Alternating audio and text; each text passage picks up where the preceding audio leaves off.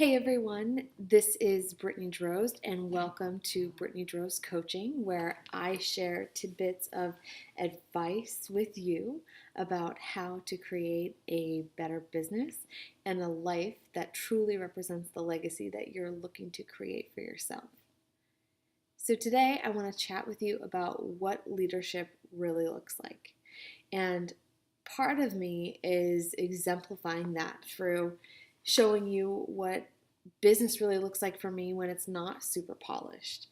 Most of the times you see me in these videos where I just came back from doing a talk and I'm dressed up, or I'm talking about an idea that's well, vetted out and has different bullet points. But I wanted to talk with you about what leadership looks like when it's a little bit messier. So today is a rainy day in Providence, and what business looks like for me today is a lot of computer stuff, a lot of communications with clients over the phone, a lot of creation work, through video and through writing. And so business for me doesn't always look like this polished button up um, presentation. And part of the reason why I wanted to be really candid in sharing that with you is because that is an aspect of leadership that unfortunately a lot of people get really wrong. So a question I get a lot is, how much should I share as a leader? And I think why people are asking this question is because of how um, trendy it is right now to talk about vulnerability and authenticity and leadership. And so these are some really nice buzzwords that people are putting out there. I know a lot of coaches who are getting a lot of business by using those words. And those things are very important. But I think that those words are so overused that it's confusing for leaders and entrepreneurs to figure out what that really looks like for them. And so here comes the question of, well, how much should I share? Well, vulnerability and authenticity isn't just about sharing. It isn't just about storytelling. So if an employee comes to you with a personal problem, it doesn't mean that you open up about all your personal problems. That's not great leadership, because when that employee is in a place of need, they need you to give them that support. They need you to be the good listener and um, help come up with solutions, for that situation. They don't need to hear about all your stuff, right? It is a natural response. Like, who's ever been in a conversation with someone who you're telling your story and they're just like itching out of their seat. They can't wait to tell you their story that's relevant for some reason and trumps yours, right? It feels crappy to be in a conversation with someone like that. So especially as the leader, whether your position is president, CEO, or like you're just their direct supervisor, do your best not to come in and be that person and tell the crazier story, because that is not what that person needs.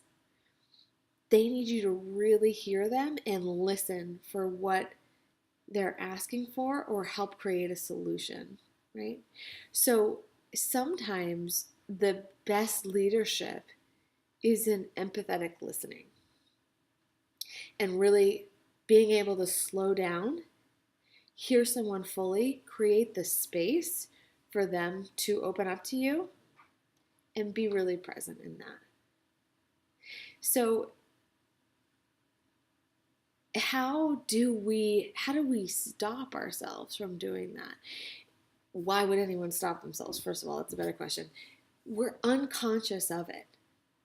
The truth is we are really like self-involved creatures, and that's for our survival. It's not necessarily a terrible thing, but it is a terrible thing when it comes to managing, working with other employees, and trying to be a better leader. And that can be better exemplified instead of matching and storytelling when actually your employees just need you to listen. It comes through in the vulnerability of sharing more so what your process was like. So, what do I mean by that? If, for instance, let's say you had to make layoffs in your business, it's a really, really tough thing to do. There's no good time to do it.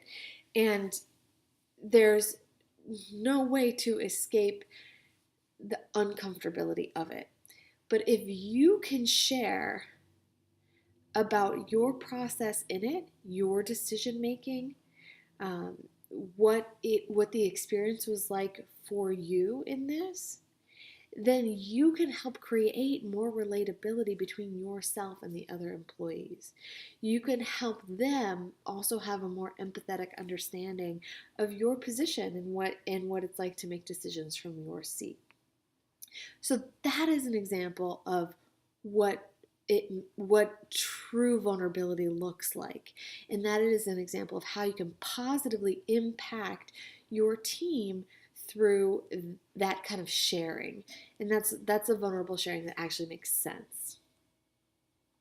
So a lot of people want to be the leader that looks like they always have it together, that they never see you sweat, but that person is not relatable, because think about what is the part of ourselves that we don't share with other people, that we think we're a fraud and we're waiting to be found out, that we are secretly a mess but we don't want anyone to know.